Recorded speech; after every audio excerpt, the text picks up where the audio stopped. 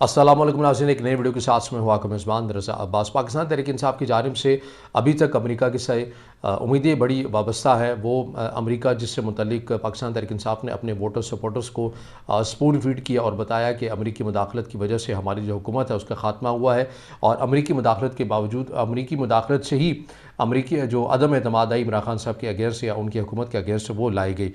मगर अब पाकिस्तान तहरीक इंसाफ अपने वोटर सपोर्टर को ये समझा रही है कि नहीं, अमेरिका तो बहुत अच्छा है, हम वहाँ पे हमने अपने इमेज बिल्डिंग के लिए लॉबिंग फर्म को भी हायर कर रखा है। और देखिए कि रिचर्ड गर्नेल कभी फ्री इमरान खान की ट्वीट्स कर देता है, ये एक अलहदा बात है कि बाद में वो डिलीट भी कर देता है।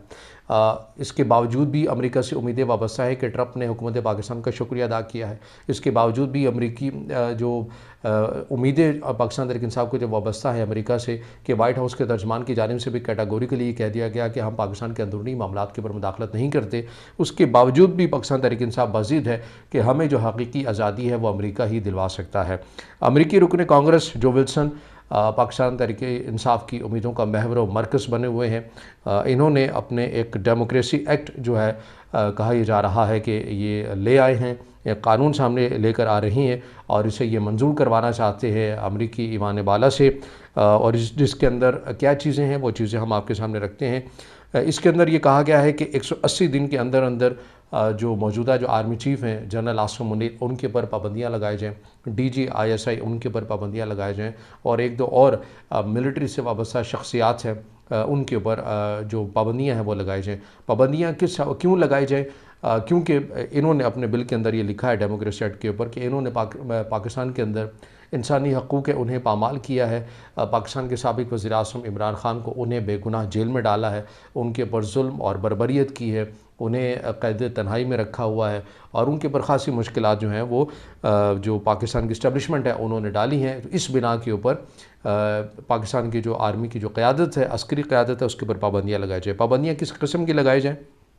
इस हवाले से इस एक्ट के अंदर कहा गया है कि ये तो मैंने आपको बता दिया कि 180 दिन के अंदर अंदर पाबंदियाँ लगाने का मुतालबा किया गया है। पाबंदियों के अंदर ये कहा गया है कि अमेरिका आने पर इनके ऊपर पाबंदी लगा दी जाए और अगर अमेरिकी वीज़ा के लिए इन्हें ताहयात जो है ना वो नाअहल कर दिया जाए। ये पाबंदियाँ जो हैं वो इस एक्ट के अंदर शामिल की गई हैं, जिसमें आर्मी चीफ़ का नाम लिया गया है, DGISI का नाम लिया गया है और एक दो और शख्सियात हैं मिलिट्री से वाबस्ता, उनके हवाले से कहा गया। अब इसमें जो पाकिस्तान तहरीक इंसाफ की क़यादत है, शहबाज गिल साहब, वो बड़ी खुशियाँ मना रहे हैं, ट्वीट्स करते हुए नज़र आ रहे हैं, बहुत कुछ बड़ा होने जा रहा है और इसमें PTI ओवरसीज़ के नाम से जितने पेजेस बने हुए हैं वो खुशी की लहर उनके अंदर दौड़ चुकी है।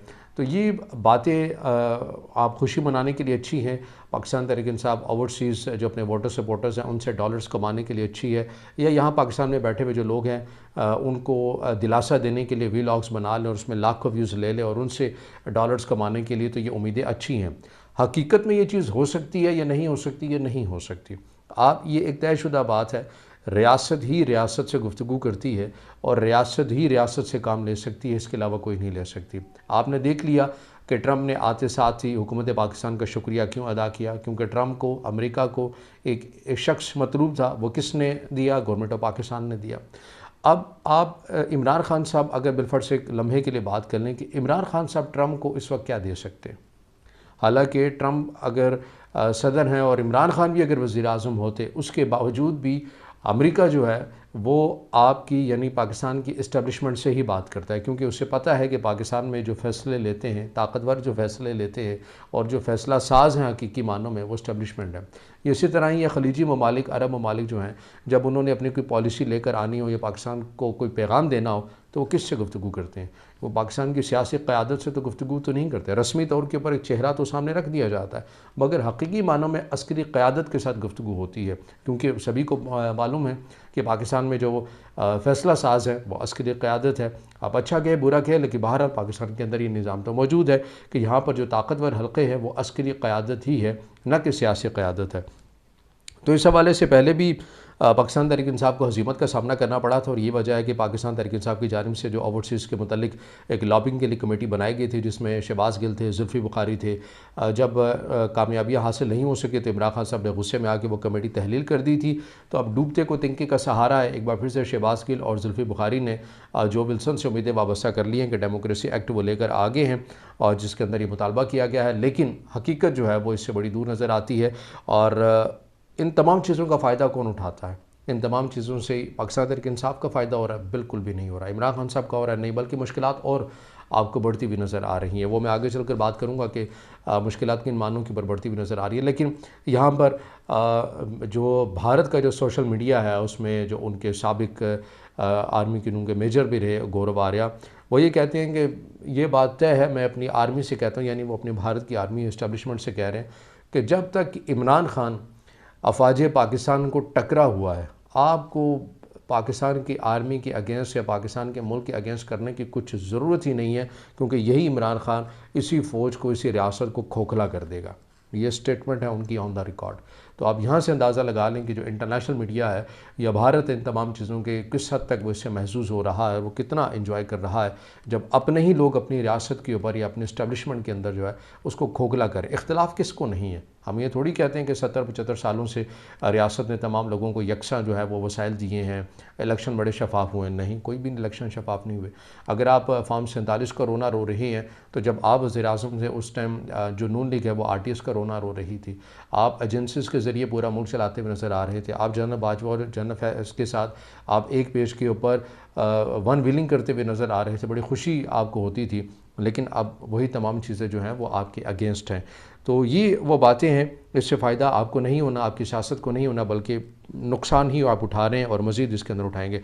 एक और जो काम पाकिस्तान तहरीक इंसाफ की जानिब से किया गया है वो ये है कि मारंग बलोच साहिबा से इज़हार यकजहती का ऐलान कर दिया है पाकिस्तान तहरीक इंसाफ ने। बतौर एक सियासी जमात, एक ऐसी सियासी जमात जो पाकिस्तान की सबसे बड़ी सियासी जमात है, जिसका सबसे ज़्यादा वोट बैंक है, वो एक ऐसी शख्सियत के साथ इत्तेहाद कर रही है जो BLA बलोच लिबरेशन आर्मी, वो जो दहशत गर्दाना कार्रवाइयाँ करते हैं उनके उस अमल को मजम्मत नहीं करती है। लोगों को शनाख्ती कार्ड दे कर शनाख्त करके कत्ल जो तंजीम करती है, उनके साथ माहरंग बलोच साहिबा इज़हार यकजहती करती है, उनके साथ काबिल मजम्मत वाला रवैया नहीं अपनाती है, उनके साथ पाकिस्तान तहरीक इंसाफ जो है वो इज़हार यकजहती कर रही है। अब इस चीज़ का नुकसान कितना हुआ, ये बातें सुनने में आ रही थी कि इससे पहले बुशरा बीबी के लिए कुछ रिलीफ मिल सकता है, मगर इस पॉलिसी के बाद बुशरा बीबी के लिए भी अब मज़ीद सख्ती को बढ़ा दिया गया है और उनकी जो एक आर्जी जो रिलीफ उन्हें मिलना था, जेल से रिहाई मिलनी थी, वो भी अब नहीं होगी।